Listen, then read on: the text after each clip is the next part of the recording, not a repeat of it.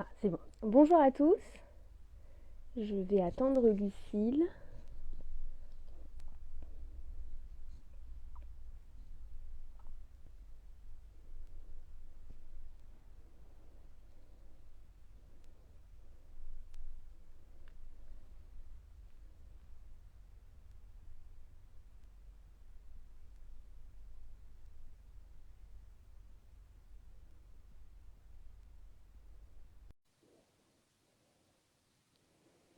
Bonjour, je vois qu'il y a déjà du monde. J'attends que Lucille arrive sur le live du coup.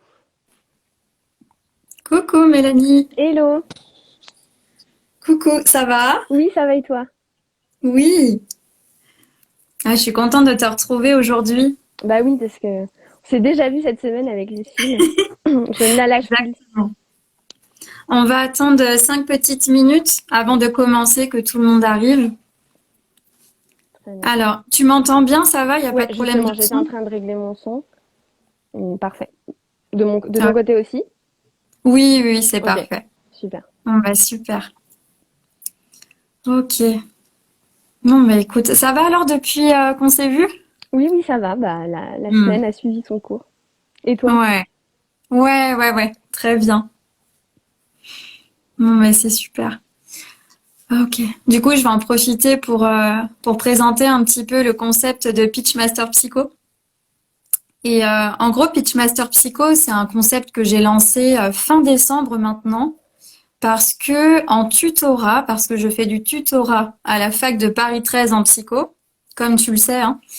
Et en fait, j'ai beaucoup de demandes d'étudiants qui me demandent comment se passe le master où je suis à Paris 13, donc en clinique interculturelle et transculturelle. Donc pour ceux qui veulent le voir, j'ai déjà fait un live du coup à ce sujet, mais vous pouvez tout à fait voilà, m'envoyer vos questions aussi là-dessus. Et en fait, je me suis rendu compte qu'il y avait une vraie demande de la part des étudiants de pouvoir entrer en lien avec d'autres étudiants ou et des psychologues qui sont déjà en exercice et pour avoir un peu des conseils sur OK, Mhm. comment je passe la sélection, comment ça se passe réellement dans le master. Et voilà. Donc en fait, j'ai eu l'idée un peu de lancer le concept de Pitch Master Psycho à ce moment-là.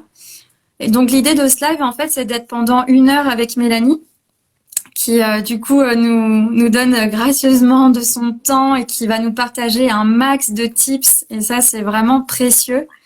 Donc, ce que je vous conseille pour ceux qui nous regardent, c'est vraiment de poser vos questions. Mettez à fond de questions sur le chat et après, voilà, on va les lire ensemble et comme ça, tu pourras répondre tranquillement aux questions qui te sont posées. Et aussi, bah, bien sûr, les étudiants pourront te recontacter ultérieurement. On donnera aussi Mhm. Oui, oui. ton contact là-dessus. Alors, un Hmm. max de tips à ma hauteur, bien sûr, hein, mais oui, c'est l'idée que je puisse donner un maximum des conseils par rapport à ce que j'ai vécu moi-même de la sélection. Et puis parce que j'ai fait un peu le même constat que toi, c'est-à-dire que je recevais plein de messages privés pour avoir des informations sur mon master, etc. Et je suis à chaque fois ravie de pouvoir répondre aux étudiants et qu'ils aient cette démarche-là, parce que ça signifie aussi quelque chose qu'ils aient cette démarche d'aller chercher des informations au-delà des brochures, des plaquettes, des sites des universités, etc. Mais c'est vrai que ça peut paraître, c'est très redondant et en fait, tu te retrouves à faire beaucoup de copier-coller de choses que tu as déjà dites parce qu'en fait, finalement, les questions sont globalement les mêmes. Et du coup, bah, c'est l'occasion aussi d'essayer de centraliser tout avec ce live et pouvoir y renvoyer et ensuite répondre aux questions qui sont un peu plus ponctuelles, aux choses qui n'auraient pas été abordées dans le live. Mais du coup, c'est vraiment dans cette perspective-là que j'ai accepté. Et puis parce que je trouve l'initiative vraiment géniale et complémentaire déjà de plein de choses que je peux faire à côté, moi, Oui. pour aider Hmm. à l'orientation, parce que c'est un sujet qui me tient à cœur. Donc voilà. Merci Ouais. pour ce projet et merci à toi. Mais merci à toi aussi. Et oui, vraiment, parle aussi hein, du projet, des projets que tu mets en place à côté, parce que c'est aussi ultra précieux pour les étudiants qui nous regardent, ou les personnes en reconversion aussi qui nous regardent, il y en a pas mal. Mm. Donc voilà. Ouais, Écoute, j'en ai ben, pas on va trop d'autres. pouvoir commencer tranquillement. Donc ce que tu peux faire, ben, c'est présenter un petit peu ton parcours, tu vois, depuis ton bac, j'ai envie Ok. de dire. Ouais. Ok, donc tout le monde m'entend très bien, c'est bon? Parfait. Alors, donc oui, Mélanie, j'ai fait un bac L, littéraire, quand du temps où les filières existaient encore. Ensuite, je suis partie directement en fac de psycho. J'ai fait ma licence 1 et ma licence 2 à Paris 13 et c'est là qu'on a eu l'occasion de se rencontrer avec Lucille parce qu'on est de la même promo. Et ensuite, j'ai décidé d'effectuer un transfert d'université, donc j'ai été faire ma licence 3 à Paris Descartes. Ça a été l'occasion de mon premier stage que j'ai fait en laboratoire de recherche et de mon premier mémoire. Et ensuite, j'ai passé la sélection. Donc, c'était en 2019. Hmm. Et du coup, j'ai été acceptée dans le master que je présente aujourd'hui. Donc, mention psychologie de l'éducation et de la formation, parcours psychologie du développement cognitif et social de l'enfant et de l'adolescent. Normalement, j'ai rien oublié. Alors, C'est tellement long. alors Mais oui, entre nous, on va l'appeler le Dev Master, si vous voulez bien, parce que c'est le nom en fait qu'on lui donne à la fac entre nous, nos responsables, etc. Donc, le Dev Master de Descartes, donc en gros le master de développement, quoi. Et du coup, j'ai fait mon M1 l'année dernière. Actuellement, je suis en M2. Ça a été l'occasion de mes premiers stages cliniques cette fois-ci. Voilà, et de poursuite d'un mémoire toujours dans le domaine de la psychologie de l'éducation et de la psychologie du développement cognitif de l'enfant. hmm. Voilà pour le topo. Super. Alors du coup, je vais te poser des questions un peu Ouais. plus précises en attendant que chacun pose des questions. Je vois Ludovic qui Oui. se connecte. Bonjour à lui. Et oui, vraiment, n'hésitez pas à poser toutes vos questions. Il n'y a pas de questions bêtes, on est là pour ça. Euh, Enfin, profitez de ce moment-là. Et ma question, c'est pourquoi avoir souhaité faire du coup j'ai envie de dire une reconversion de fac, hein, oui, un où tu es transfert. parti de la L2 pour aller en L3 ailleurs. Pourquoi et comment? Est-ce que c'est compliqué à faire? Oui. Alors, donc j'ai commencé mon parcours à Paris 13 et j'ai voulu commencer mon parcours à Paris 13 parce que ça commençait assez mal. Je suis de la génération qui a eu quelques soucis avec APB. Hmm. Où je me suis pas retrouvée, enfin, on m'avait pas affectée dans la fac que je souhaitais, donc j'ai mené des batailles pour aller à Paris 13 parce que à ce moment-là, selon les critères qui étaient les miens, je voulais absolument aller à Paris 13. J'ai réussi, donc j'ai fait ma L1 et ma L2 pour finalement me rendre compte que c'était peut-être pas la fac et tout ce que je voulais faire dans ce domaine-là. Sachant que, mettons les pieds dans le plat tout de suite, Paris 13 est une fac majoritairement d'orientation psychanalytique, alors on voit pas que ça. Très, Voilà, très, on très voit pas que psyché ça. et freudienne. Freudienne. Et Ludovic pourra freudienne. nous le dire du coup, mais très freudienne. Ouais, ouais. Mais du coup, alors on voit pas que ça, on a quand même des introductions à la psychologie cognitive, à la psychophysiologie, etc. Donc, mais ça reste une fac qui est majoritairement d'orientation psychanalytique, que ça soit pour les cours de clinique, psychopatho, d'épistémo, mais aussi de social et les cours sur l'enfant et l'ado. Et bah, ça correspondait pas du tout en fait à ce que je voulais faire, tout simplement. Et la question s'est posée de savoir est-ce que je restais à Paris 13 pour y finir ma licence ou est-ce que j'en partais. J'ai hésité parce qu'à Paris 13, il y a la possibilité de se pré-spécialiser en licence 3 dans des parcours et je m'étais dit peut-être qu'en choisissant correctement mes yeux entre le parcours de cognitive et de développement, je pourrais réussir à m'en sortir, etc. Et finalement, j'ai quand même pris la décision de partir parce que je me suis dit que ça pouvait être un avantage en fait d'être déjà dans la fac dans laquelle je souhaitais être pour le master.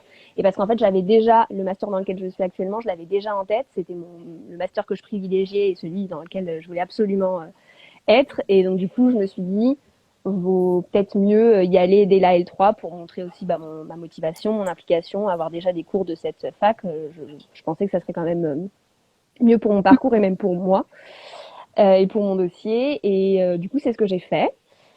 Alors, le transfert, comment ça se passe? Alors, d'un point de vue purement administratif, en fait, c'est un dossier en fait à constituer.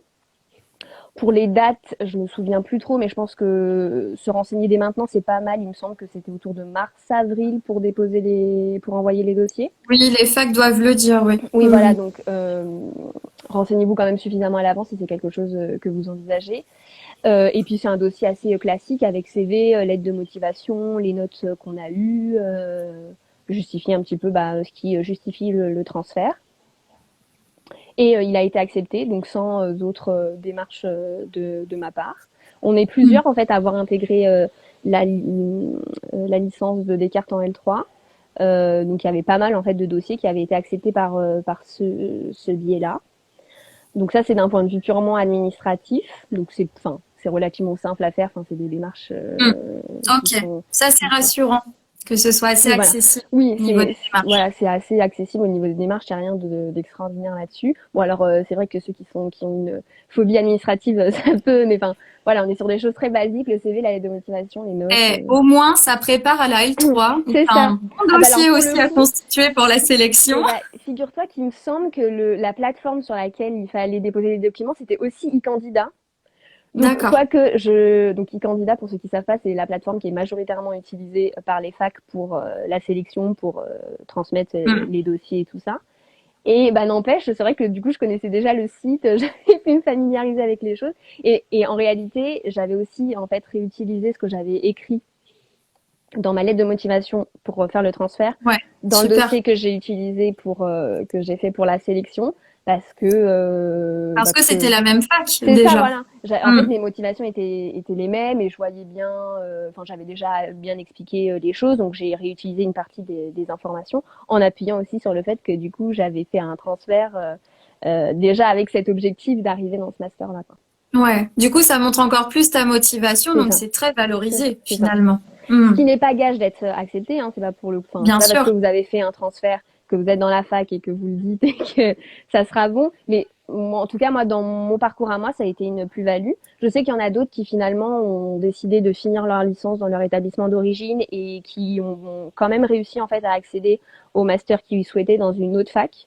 Donc, Mm. c'est vraiment, je Oui, pense, ils ont terminé en L3 et ensuite ils ont postulé dans un master dans une autre fac. c'est ça. Et même Ouais. dans des filières, disons, de psychologie scientifique où on se dirait, c'est pas là où on attendrait des étudiants de licence de Paris 13. Et pour le coup, Oui. c'est quand même le cas. Donc, Ouais. les voies sont pas totalement fermées, disons. Mm, Donc voilà, moi, c'est le choix que j'ai fait et je le regrette pas du tout. mm. Ouais, Ça a été c'est une super. super année. C'est un des meilleurs choix que j'ai fait en termes d'orientation. Donc, Mm. voilà. Donc comme quoi, faut oser, voilà, Ouais, justement enfin, bifurquer en tout cas de structure, hein, c'est ça. d'université si on ne se sent pas à sa Voilà. place. Ce qui n'est pas Alors forcément je vais, simple. Parce que du coup, ouais, tu me vas-y, posais la dis-moi. question d'un point de vue administratif. D'un point de vue administratif, bon, c'est un dossier. Après, la question de savoir est-ce que c'est simple de le faire, et tu as utilisé un mot qui est assez important, c'est oser. Déjà, il faut oser, et puis après, bah, faut le faire, quoi. C'est pas Ouais. forcément simple de changer d'université au cours du parcours général, Mm. parce qu'en fait, les choses, on voit pas forcément les mêmes choses dans le même ordre, on voit pas les mêmes choses tout court des fois, surtout quand vous avez Ouais. des orientations dans les facs qui sont très marquées. Donc forcément, tu arrives, il y a des choses que tu n'as pas vues, il y a des Mm. choses que tu as C'est vues ça. mais différemment. Le découpage des UE n'est même pas le même, le fonctionnement de la fac, enfin, c'est en fait Mm. s'intégrer dans quelque chose de très différent et s'accoutumer à plein de choses Ouais. différentes En peu de temps du coup. en peu de Mm. temps. Donc, Mais est-ce la que c'est motivation ouais. fait que, Donc, est-ce que c'est mm. facile? Non, parce qu'il y a plein de choses qu'il faudrait apprendre. Par contre, ça fait gagner en compétences, ça c'est sûr, parce que l'adaptabilité est le maître mot à ce moment-là et être Tellement. suffisamment, disons, fort mentalement pour se prendre un Mm. peu plein de gifles d'un coup qui vont arriver et qui peuvent être assez déstabilisantes. Moi, je vais pas mentir, hein, les 2 premières semaines à Paris Descartes Mm.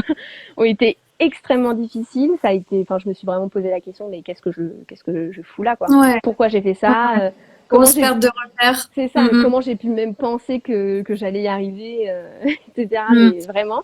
Et je Et en trouve que fait, c'est finalement, intéressant ce que tu dis là parce oui, que on a aussi cette idée-là en fait que les facs de banlieue au niveau de l'Île-de-France, ouais, les facs de banlieue qui ne sont pas à l'intérieur de Paris même sont forcément mal vues. Et en mhm, fait, on voit exactement, enfin, qu'avec ton exemple, justement, que non. En fait, ouais, c'est quand on défend son dossier, on peut tout à fait aller dans une fac, partir d'une fac de banlieue pour aller dans une fac ab- intramuros à absolument, l'intérieur de Paris. absolument. C'est tout à fait Ouais. possible. Et je sais que ça, c'est des croyances limitantes qu'ont Ah oui, beaucoup ah d'étudiants. mais oui. Moi, j'ai dit j'allais à Paris Descartes, mais j'ai vu les yeux de mes camarades de Paris 13, mais genre quoi?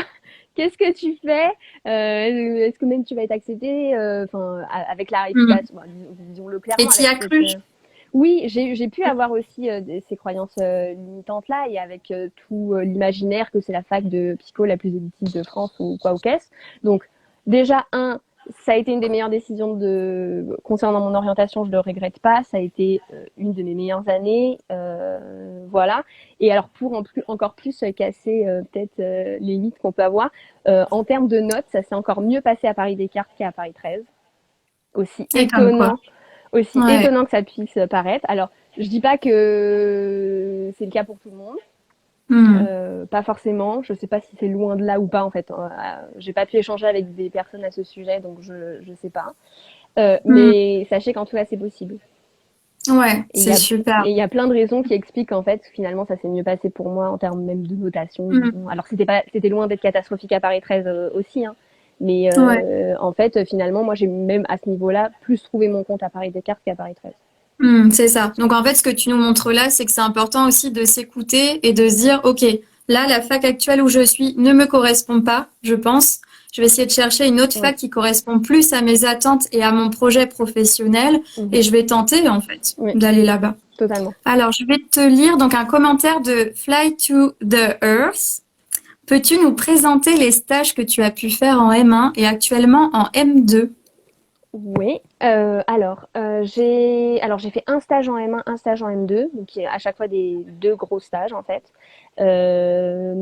Mon stage de M1, je l'ai fait dans un centre référent autisme, donc dans un service hospitalier, un service de pédopsychiatrie, auprès d'une neuropsychologue, donc dans le domaine des bilans neuropsychologiques, l'évaluation diagnostique, dans le cadre d'une suspicion de troubles du spectre autistique et tout ce qui est troubles apparentés, donc de manière générale les troubles envahissants du développement. Et puis mon stage de M2, donc mon stage actuel, je l'ai de nouveau fait en service de pédopsychiatrie, donc en hôpital, de nouveau en centre référent et de nouveau auprès d'une neuropsychologue, mais cette fois-ci dans le domaine des troubles du langage et des apprentissages. Et pareil, bilan neuropsycho et évaluation dans le cadre diagnostic, etc. Hmm. Et qu'est-ce que tu en retires de ces deux stages? Qu'est-ce que tu as apprécié? Qu'est-ce que tu as appris? Et ben j'ai appris que c'était un domaine de la clinique qui m'intéressait beaucoup, peut-être même pour l'instant un des seuls. En fait, je viens à la base vraiment avec l'idée de faire de la recherche et voilà. Donc, ça a été difficile pour moi de savoir comment m'orienter pour mes stages cliniques parce qu'il n'y avait pas, enfin, je voyais pas en fait vraiment ce qui pourrait m'intéresser à ce niveau-là. Il n'y avait pas grand-chose qui m'avait parlé, mais je pense que c'est aussi dû au fait que finalement en L1 et en L2, l'approche psychanalytique était tellement massive et vu qu'elle me parlait pas, j'avais du mal à voir, enfin, à trouver quelque chose qui me plaisait dans le domaine de la clinique. Et en fait, en allant à L3 à Descartes, j'ai aussi découvert une autre clinique, donc une clinique, et notamment la clinique des troubles neurodéveloppementaux. Je savais déjà que les troubles des apprentissages, ça m'intéressait beaucoup, même d'un point de vue de la recherche, et parce que ce qui m'intéressait, c'était le développement cognitif de l'enfant. Mais du coup, j'ai aussi pu découvrir cette clinique des troubles neurodéveloppementaux et un petit peu cette clinique des bilans en fait neuropsychologiques. Et ça m'a bien plu. Et je me suis dit, bah, du coup, en master, c'est l'occasion d'aller vers cette voie et savoir si finalement, oui ou non, ça m'intéresse bien. Sachant que j'y allais un peu de manière naïve parce que je pensais pas du tout que ça pourrait changer mon projet de base d'aller en recherche. Hmm. Et bah, ça m'a confirmé qu'effectivement, c'était une clinique qui m'intéressait beaucoup. Voilà. Alors, cette découverte n'a pas totalement fait vaciller mon projet d'aller en recherche, loin de là. Mais Oui, c'est disons tout que, à fait ouais. ensemble, hein, Mais en fait, tout à fait voilà. lié. Pour le Hmm. coup, en fait, j'ai découvert une activité enfin, où je me suis dit, bah, un jour, si elle pouvait être une activité complémentaire, bah, pourquoi pas. Hmm. Sachant qu'en Ouais, plus, vu que je fais mes stages dans des centres référents, c'est des centres qui ont aussi une mission de formation, d'enseignement et de recherche. Et c'est aussi pour ça que j'avais visé en fait ces structures-là, parce que je me suis dit, ça m'intéressait beaucoup en fait de euh,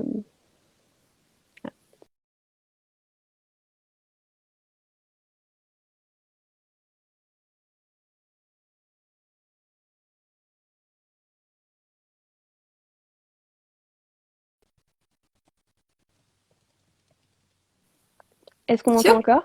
Oui, c'est Ah bon, ouais, on ouais, t'entend. j'ai eu un Tout petit va bug. bien.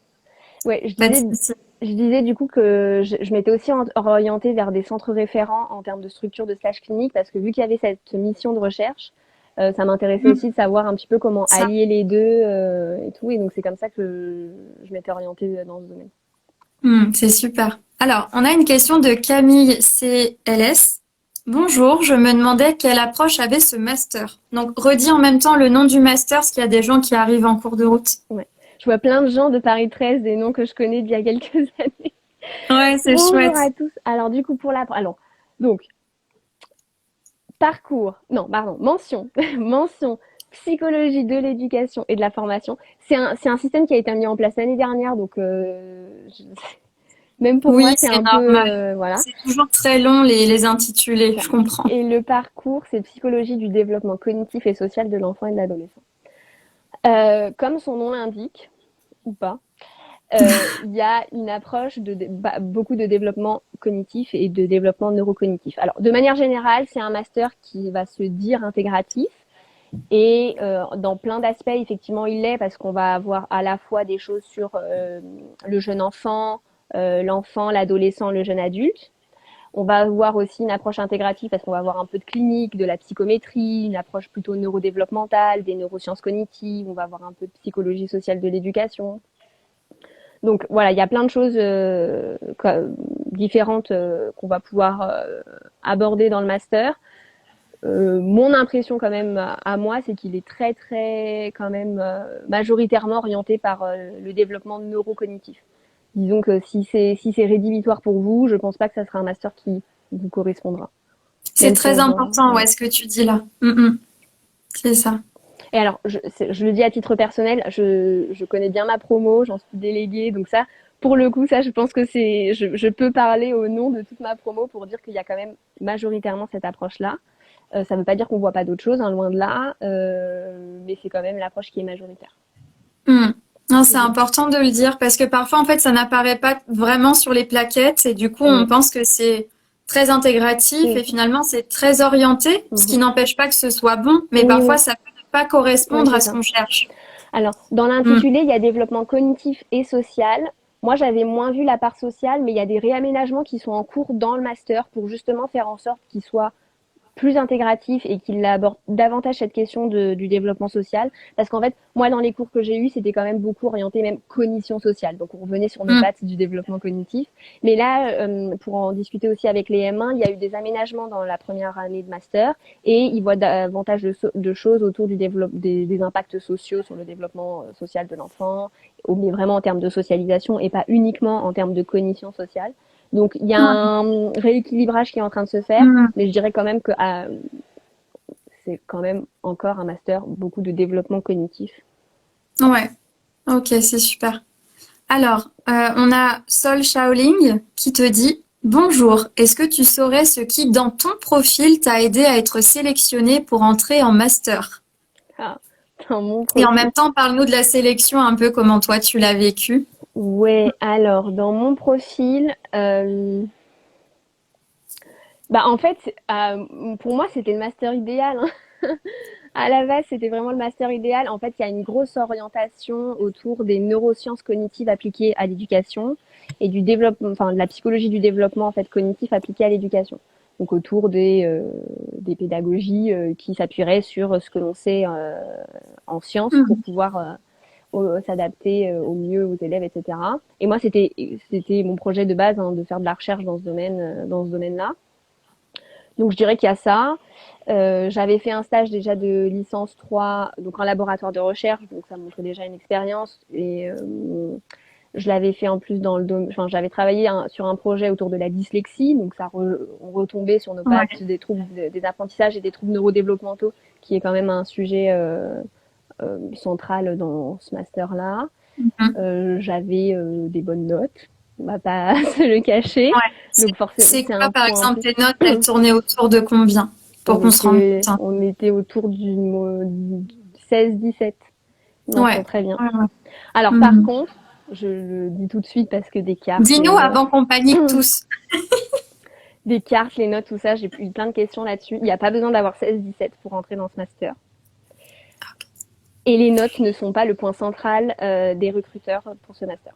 Le point central, c'est la lettre de motivation et l'adéquation du projet professionnel avec le master. Vraiment.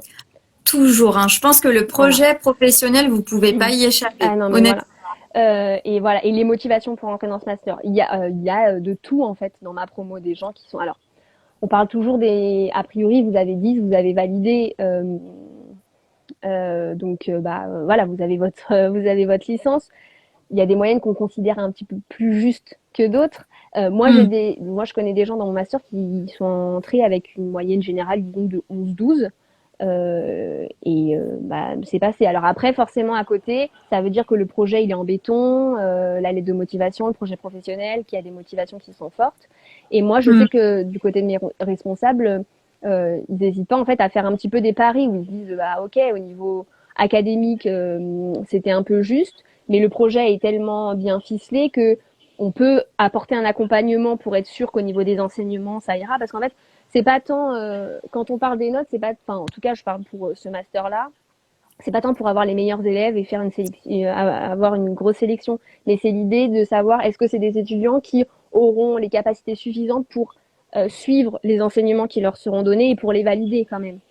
Ouais. Donc c'est en ça que la moyenne générale de licence donne peut-être une Mm. idée. Et l'écriture du mémoire aussi, moi je tiens à vraiment faire un Ouais. focus là-dessus en disant que c'est très important pour ceux qui doivent faire une note de recherche en L3 d'essayer de faire une bonne note de recherche parce que c'est aussi lu sur votre capacité à rédiger, à Mhm. synthétiser et à comprendre en fait Mhm. les articles, ce que vous lisez. Voilà. Donc voilà, pour les notes, dessus. Et puis, c'est déjà pas mal dans les choses de mon parcours qui ont pu faire. Je pense qu'aussi le fait d'avoir fait le transfert hein, et d'avoir montré ma motivation dès ce moment-là a pu aussi jouer en ma faveur. Ouais. Faudrait que je Non, c'est demande plus bien. précisément peut-être à mes responsables. Mais Oui, c'est voilà. vrai que c'est intéressant de demander après coup aussi. Ouais, voilà. Ouais, ouais, Donc c'est ce que je effectivement. dirais. Mais tu nous as déjà donné beaucoup de conseils, donc Ouais. c'est super. Ouais, et Mm. alors j'avais aussi une promesse de stage. Peut-être Oui, c'est voilà. important. J'avais Mm. déjà aussi. Alors, une des choses qui est pour le coup absolument obligatoire pour l'entrée dans ce master aussi, c'est avoir une expérience préalable avec les enfants et les adolescents ou les adolescents. Enfin voilà. Ok. Ça c'est absolument Mm. indispensable, même si c'est uniquement du babysitting. Hein. Même si Ouais, c'est mais il faut uniquement du le baby. mettre. Ouais, Il il faut faut le absolument le dire, mettre. il faut le faire. Ça Mhm. c'est, je dirais, quasi obligatoire. Je sais pas à quel point ça peut, mais vraiment. Enfin moi je dirais que c'est vraiment obligatoire. Ils nous dit en fait, nos responsables nous l'ont dit. Même si c'est uniquement du babysitting, même si c'est uniquement le fait d'être maman, parce qu'on a des Mm. mamans dans notre master qui sont en réorientation, etc. Avoir une expérience après de voilà enfant, ado, jeune adulte, c'est vraiment à valoriser pour ce master-là. Et du coup, Mm. j'en avais une parce que j'ai travaillé en école dans le domaine du soutien scolaire. Et puis j'avais une promesse de stage aussi sur Paris. Et voilà, Ouais, grosso super. modo. Alors, on a Amandine MGR qui te demande, je suis à Descartes également et j'hésite entre dev et neuro car car je suis, car je ne saisis pas bien la différence entre les deux approches. Est-ce que ce master permet de travailler avec les neuropsychologues? Ok. Oui, j'ai beaucoup cette question. Aussi en message privé de la part notamment d'étudiants qui sont à Descartes. Alors, si on revient au fondement, l'approche développementale, c'est une approche qui va vraiment s'intéresser au développement. C'est un peu plat ce que je raconte, mais c'est cette idée en fait qu'on va s'intéresser aux changements, tous les changements en fait qui marquent tout au long de la vie de l'individu. Donc on va notamment s'intéresser au moment de crise, de maturation, voilà. C'est pour ça que les cours de développement peuvent être parfois très rébarbatifs parce qu'on a des idées comme ça de paliers ou des choses en stade.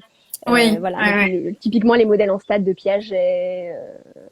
Voilà, c'est ça. ça c'est typiquement une approche développementale. En fait, on va s'intéresser à qu'est-ce qui fait qu'il y a un changement, qu'on passe d'un stade à un autre, qu'on monte un escalier, etc. Alors, il n'y a pas que des modèles linéaires en escalier, il y a plein de modèles en Ouais. développement, mais voilà, si on revient au fondement, l'approche développementale, c'est ça. L'approche neuropsychologique, j'espère ne pas dire de bêtises, et c'est cette approche qui consiste à faire un lien entre le fonctionnement psychologique et le cerveau. Mm. Voilà. Euh, c'est pas du tout deux approches qui sont antinomiques. Moi, par exemple, je suis en psychologie du développement avec une approche neurocognitive. Et en fait, il y a plein de chevauchements. Donc, typiquement, quand vous vous intéressez aux troubles neurodéveloppementaux, vous avez les deux. Et moi, voilà, tous mes stages, j'ai fait auprès de neuropsychologues. Mm. Donc, Donc en fait, on peut très bien faire soit l'un, soit l'autre et se retrouver à faire les mêmes, à avoir les mêmes missions, à avoir le même type de poste en fait à la suite.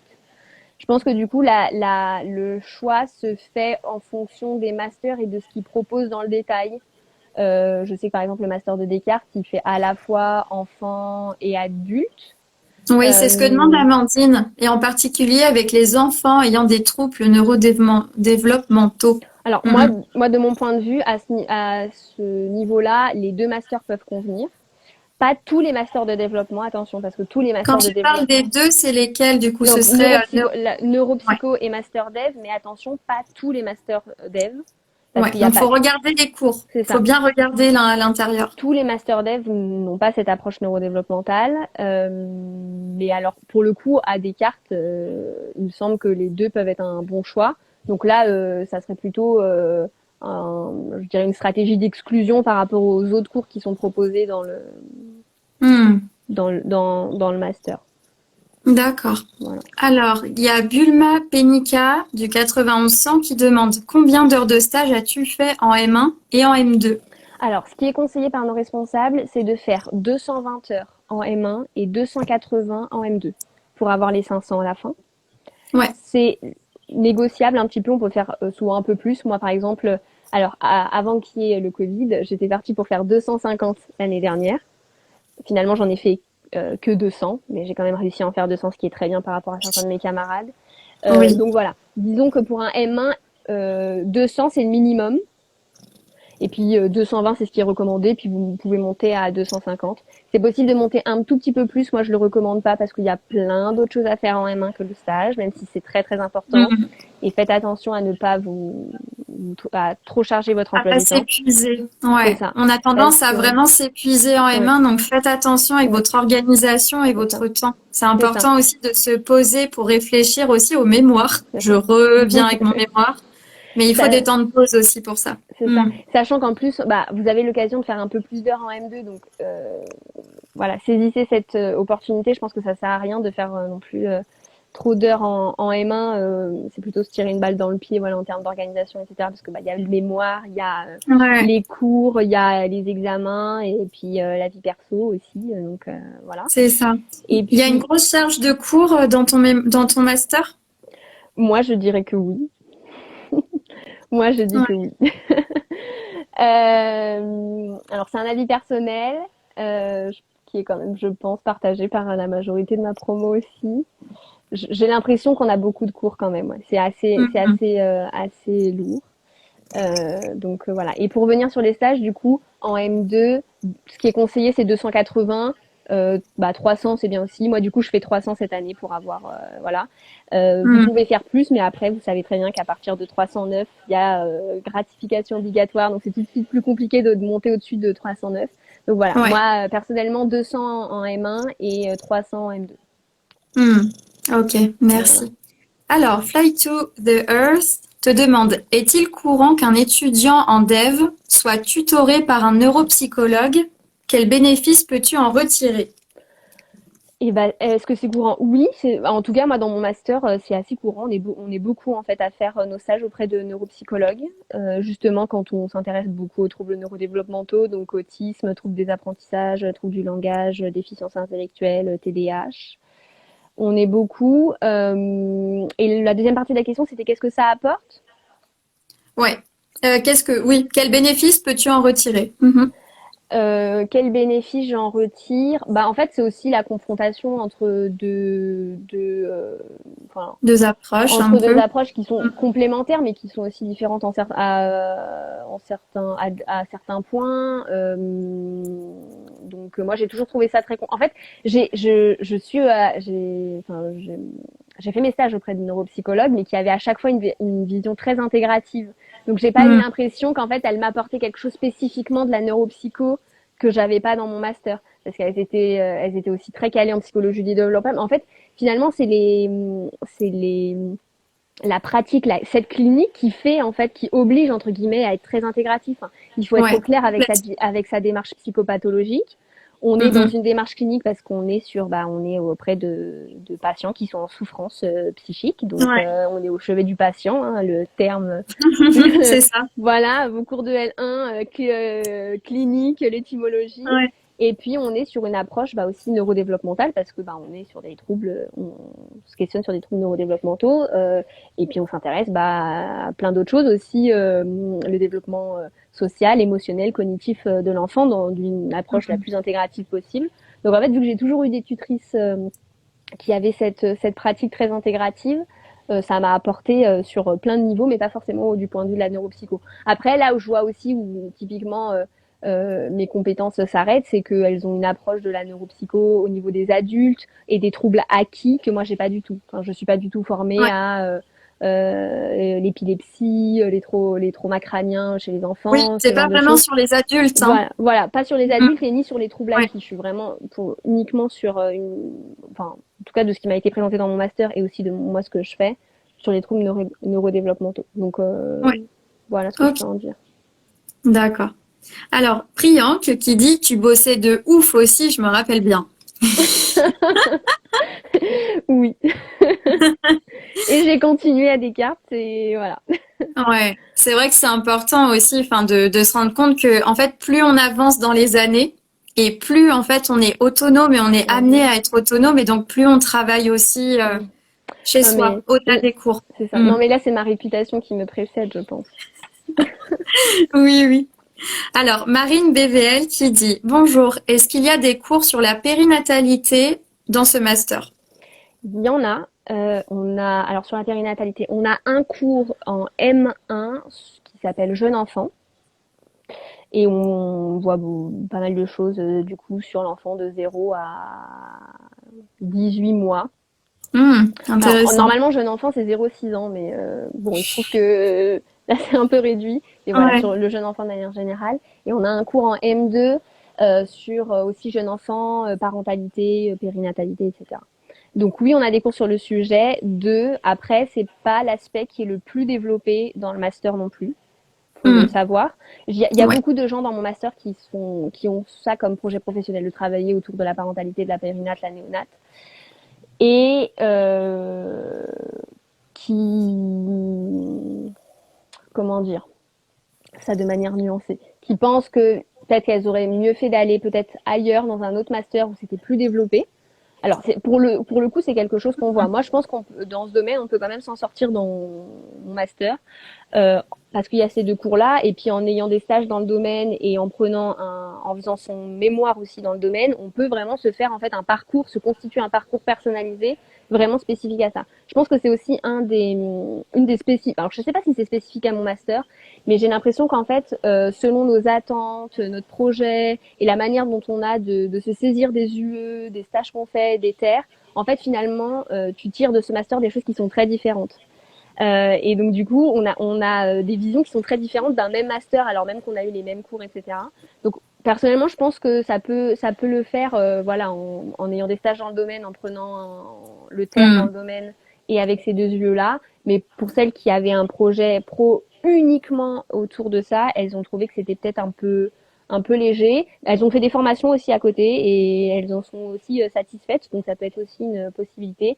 Mais simplement, je veux dire que du coup, c'est possible de travailler sur ce thème en étant dans mon master, mais c'est peut-être pas le cœur Le du cœur master non même. plus. Voilà. Ouais, c'est ça. Je te rejoins complètement aussi hein, sur l'idée des stages où Mmh. effectivement, en fait, on peut orienter son projet pro comme ça grâce à nos terrains cliniques, Ouais. grâce à nos mémoires. Je Mmh. reviens là-dessus. Aussi, en fait, pour se constituer, ouais, pour bien constituer notre projet professionnel. Et du coup, ça me fait penser à un conseil que je donne beaucoup aux étudiants quand ils se renseignent. C'est déjà d'aller voir du coup des étudiants qui sont dans le master pour leur poser des questions, mais essayer dans la mesure du possible d'en voir plusieurs. Parce qu'en fait, moi typiquement, voilà, j'ai une approche très neurodev, les troubles neurodéveloppementaux, la clinique des bilans neuropsychologiques, le domaine de l'éducation, bon, ok. Il y a des gens qui ont dans mon master des camarades qui n'ont pas du tout ces projets professionnels. Donc en fait, il y a des profils qui sont très variés. Et je voudrais pas que les gens sortent de ce live en disant on peut faire que ça dans ce master et rien d'autre. Mhm. Loin de là. Mais disons qu'il y a des choses qui sont plus majoritaires que d'autres et il faut le savoir pour savoir où est-ce qu'on s'oriente. Et du coup, d'où l'intérêt d'aller parler à différents étudiants qui ont différents projets pro, qui ont différents avis sur le master. Si vous voyez quelqu'un qui est qui vous fait un retour très élogieux de son master, je conseille toujours de demander, ouais, mais du coup, est-ce que t'as pas des camarades qui sont un peu moins enthousiastes que toi, ou au contraire, des gens vont avoir des visions négatives? Et est-ce que tu connais des camarades vers qui me rediriger et qui ont une vision peut-être un peu plus positive? Parce que l'idée, c'est de savoir pourquoi, en fait, ils ont ces visions-là et pourquoi par rapport à leur profil et à leur parcours. Parce qu'en fait, il y a beaucoup de choses qui dépendent des attentes de chacun, des besoins et de ce qu'ils veulent faire. Et ça vous permettra, du coup, je pense, de mieux déceler, en fait, si c'est un master qui pourrait vous correspondre ou non. Donc, Ouais, voilà. complètement. Ça, c'est super important, hein, ce que tu dis. De pouvoir vraiment recouper, en fait, les points de Voilà, vue, voilà, croiser les regards, je totalement. pense que c'est très très important Mm. là-dessus. Donc je vous parle du Dev Master, mais je vous invite à aller voir, à aller contacter d'autres personnes du Dev Master, surtout qu'en plus il y a des aménagements qui ont été mis en place dans le master, notamment cette année. Donc en fait, ce que voient les M1 est un petit peu différent de ce que nous on a pu voir. Et du coup, ça serait aussi intéressant d'aller discuter avec des personnes qui ont la version la plus actualisée du master, disons. Ouais, complètement. Alors, Camille CLS demande, la promesse de stage est-elle obligatoire pour entrer à Descartes? Pas du tout. C'est toujours, tu remarqueras, hein, pour entrer à Descartes. Alors, pour Descartes, de manière générale, je ne sais pas. Pour le Dev Master de Descartes, non, c'est pas obligatoire. Hmm. Alors, si, il me semble que dans certains masters, pour avoir vu passer dans le groupe de la sélection, Ouais, que, obligatoire. ouais. Hmm, ça se Mais peut. alors, vraiment, pour le Dev Master de Descartes, c'est pas obligatoire. C'est un plus, comme je pense dans la majorité Oui, des, c'est un gros plus c'est en ça, c'est un fait, gros mais plus. maintenant c'est pas. Moi, je sais que dans Mhm. ma classe, la moitié des personnes n'avaient pas de master, que ce soit en M1 ou en M2, De stage, et ils oui. sont De promesse passés de stage, oui. de stage, Ouais, pardon, de promesse, de voilà. stage, et en fait ils l'ont trouvé au cours des semaines qui ont suivi. Oui, voilà. Donc, Donc non, non, c'est pas obligatoire, mais c'est c'est mieux, c'est un toujours vrai plus. plus par contre. Ouais. Ouais. Fly to the Earth demande, avais-tu candidaté à d'autres mentions de Descartes ou à d'autres universités? Si oui, lesquelles? Est-ce que c'est mal vu de postuler à d'autres mentions? Alors pour Descartes, est-ce que j'avais postulé à d'autres masters à Descartes? Non. Est-ce que j'ai postulé ailleurs? Oui, à un seul autre master, le master de psychologie de l'éducation à Caen. Je déconseille à quiconque de postuler qu'à deux masters. Je l'ai fait et je le déconseille vraiment, même si vous avez un super dossier, les meilleures notes, je Ouais, sais pas quoi. je suis d'accord Aucun avec toi. argument n'est suffisamment bon pour faire que deux candidatures. C'était n'importe quoi. Je me mettrai les gifles. D'accord? Vraiment. Est-ce que c'est mal vu à Descartes de postuler à plusieurs mentions? Non, c'est même assez vivement conseillé. Les responsables ont bien conscience que la sélection est rude et que l'idée c'est de Ouais. postuler un maximum. Alors, nuance, postuler un maximum tout en faisant en sorte que ça ait du sens et que les candidatures soient cohérentes. Typiquement pour la personne qui demandait juste avant, postuler à Dev et à Neuro à Descartes, c'est classique. C'est Hmm. hyper classique. Et en plus, à Descartes, quand vous allez faire du coup votre candidature, on va vous demander de classer les vœux. Si vous postulez en fait à plusieurs masters de Descartes, on va vous demander de les classer en fait en vœux. Et du coup, c'est fait pour ça en fait. C'est fait parce qu'on sait qu'il y en a plusieurs. Donc, je dirais que ça soit cohérent. Et puis pour les personnes qui vont, et pareil, postuler en clinique et en dev, c'est aussi hyper classique à Descartes. Hmm. Après, pour d'autres combinaisons qui pourraient paraître peut-être un peu moins cohérentes, parce que la question va se poser, mais en fait, j'ai des intérêts très divers et du coup, bah, je voudrais postuler. Moi, je pense que ça dérange pas à partir du moment où c'est justifié. Et je pense que ça dérange vraiment encore moins, je pense, dans le Dev Master où je dirais que c'est en fait une candidature où on peut se permettre, voilà, de pas hésiter en fait à justifier des éléments de notre parcours hein, en sortant un petit Mhm. peu peut-être du cadre hyper rigoureux De la euh, candidature de la candidature. Alors sans trop en sortir non plus de ce cadre, sans tomber dans le Oui, larmoyant ou parce que dans les le énormes c'est ça, dossiers aussi, c'est ça ça, sert à rien en fait. voilà, Chaque pièce doit être importante et doit être mhm, justifiable et c'est ça. justifiée, sinon. Donc sans tomber dans le larmoyant ou dans le je raconte ma vie dans tout mon dossier, mais je pense que c'est vraiment une candidature où on peut se permettre de justifier comme ça un petit peu nos choix et de mettre un petit peu de choses plus personnelles dans la candidature. Donc à ce moment-là, n'hésitez pas. Et du coup, c'est bon, j'ai répondu à la question, je crois. Ouais, complètement. T'as Amandine qui te dit super, merci beaucoup. Et elle te demande à nouveau combien y a-t-il de places dans ce master? Alors, ce master, il est divisé en 2 parcours. Le parcours dans lequel je suis, donc psychologie du développement cognitif et social de l'enfant et de l'adolescent, et le parcours psychologie de l'éducation et des apprentissages. Ces 2 parcours sont à 99% identiques. On est une seule et même promo. Ok, La seule chose qui est différente entre mon parcours et l'autre, c'est que le deuxième permet en fait de préparer le concours pour devenir psychologue de l'éducation nationale. d'accord. Il y a Mm, seulement cette UE qui change en M2. Ils ont donc mes camarades qui sont dans le parcours éducation-apprentissage, ils ont ce cours de préparation au concours et nous on l'a pas. Donc voilà, donc on est une seule et même promo de 30.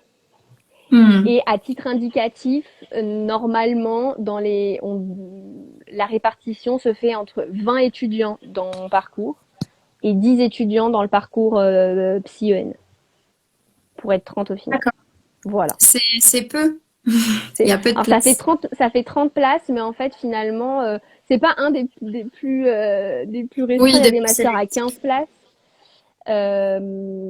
Mais voilà, juste pour dire que du coup, ça ne sert à rien de postuler aux 2 parcours pour tenter de maximiser ses chances. C'est vraiment, si vous voulez passer le concours de psychologue de l'éducation nationale, vous postulez à celui-là. Si vous voulez pas, vous postulez dans mon parcours. Enfin, c'est-à-dire que Ouais, les recruteurs, ils c'est vont ça. voir en fonction de ça pour assigner un petit peu les, Et ils disons, se connaissent en plus dans le parcours. Enfin, ils travaillent tous ensemble, Ah oui, oui, j'imagine. c'est les mêmes responsables. Enfin, genre, on a un responsable pour notre parcours et une Mm. responsable pour l'autre parcours. Mais en fait, ils forment un duo. Voilà, et ils font tout ensemble et le master est géré comme ça de manière globale. Et je vous dis, on est une seule et même promo.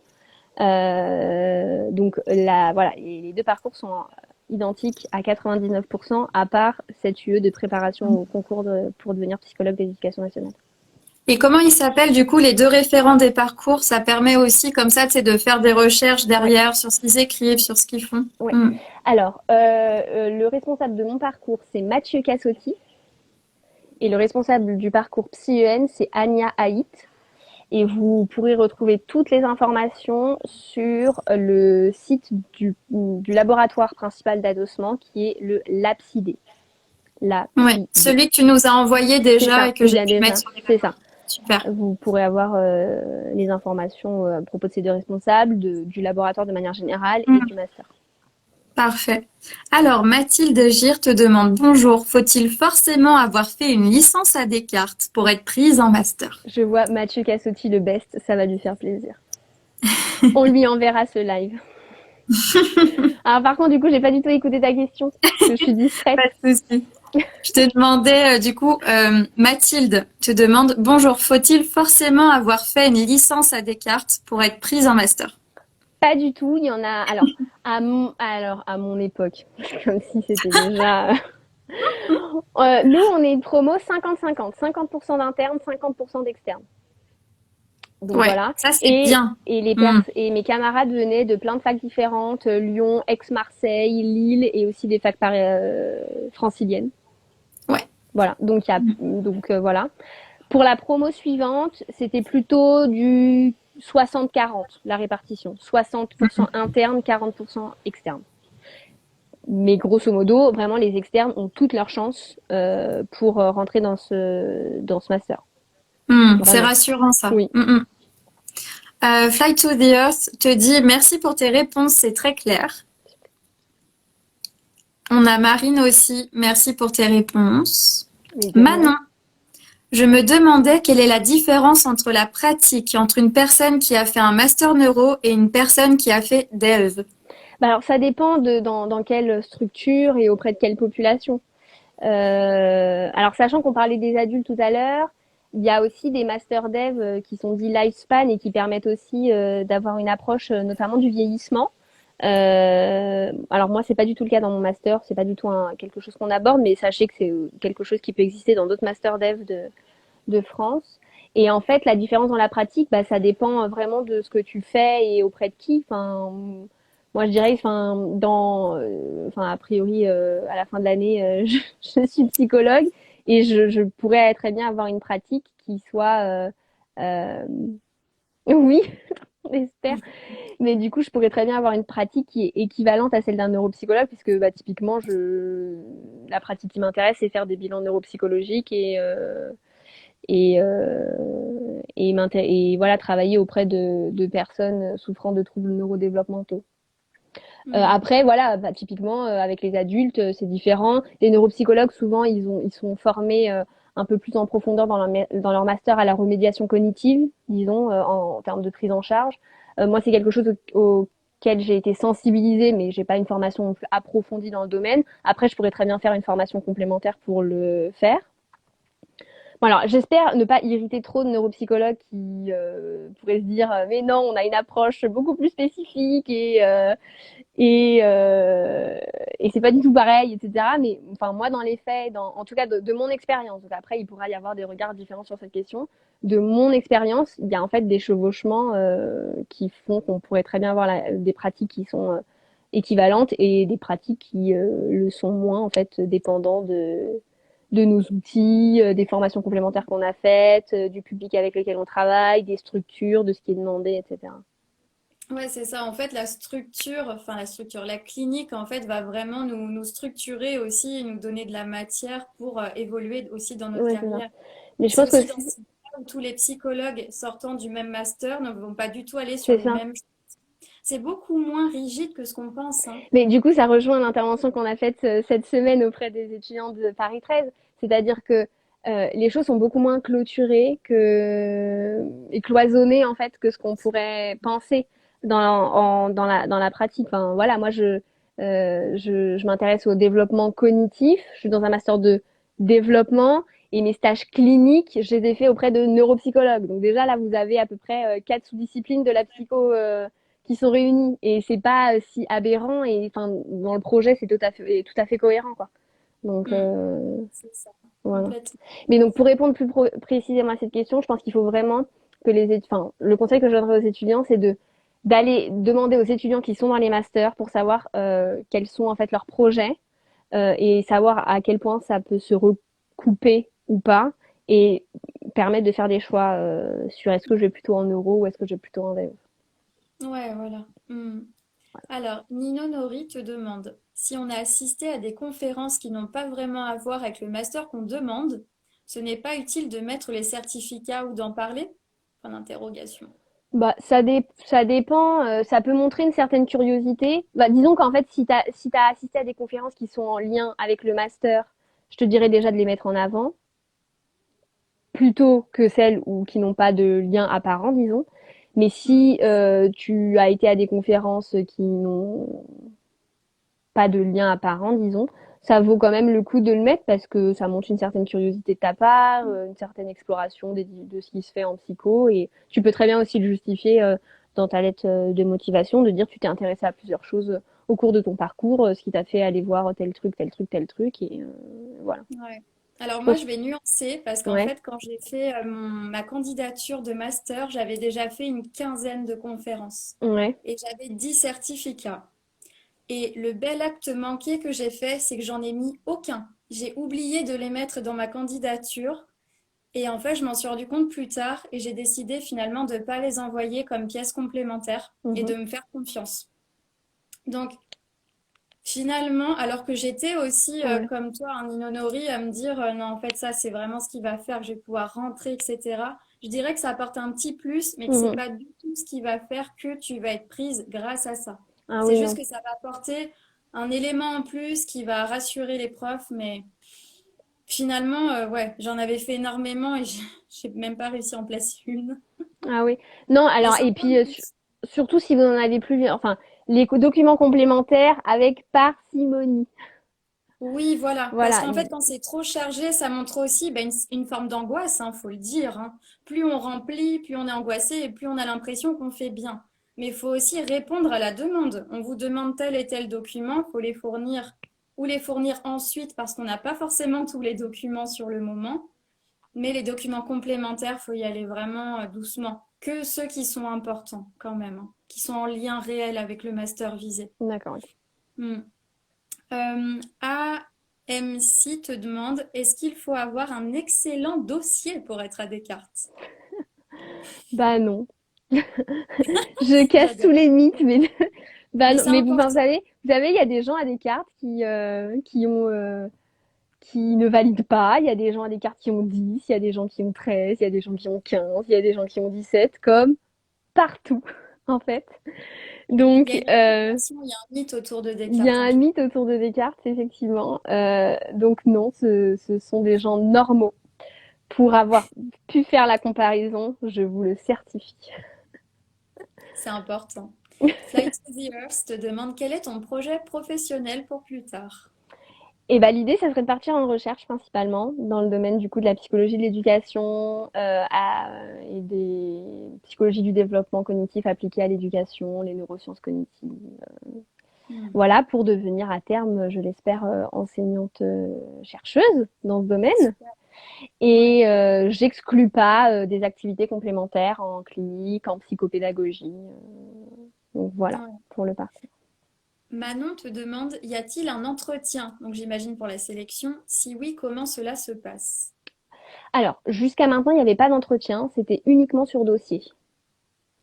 Mais les choses vont peut-être changer cette année. C'est en discussion en fait de mettre un entretien mettre un entretien de sélection cette année. Donc pour l'instant, je peux pas vous en dire plus.